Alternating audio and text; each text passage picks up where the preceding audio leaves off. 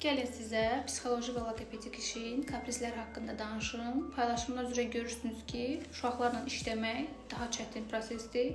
Hərçənd ki, bu böyüklərlə də belə ola bilər. Ona görə ki, müəyyən bir terapiyanın, seansın şərtləri var. Burada isə böyüklərin elədiyi kaprizlər odur ki, onların seansda tez nəticə aldıqları halda 5-ci, 6-cı seansda davamiyyəti pozmaqları və qaçıb getməkləridir mənim üçün. Ancaq ki, həmin problemin üzərindəki həll 5-6 seansa nəticə verir. Digər problemlər qalır və şəxs düşünür ki, onda artıq hər şey qaydasındadır, bitib, ehtiyac yoxdur, amma belə deyil. Məsələ ondadır ki, uşaqları valideynlər daha rahat gətirə bilirlər. Yəni, məcburi də olsa gətirirlər, amma böyüklərə belə bir məcburiyyət qoymaq olmur. Çünki insan beyni dəyişimə, dönüşümə dirəncli bir proqramda qurulub. Yəni, qorxaqdır, insan beyni qorxaqdır.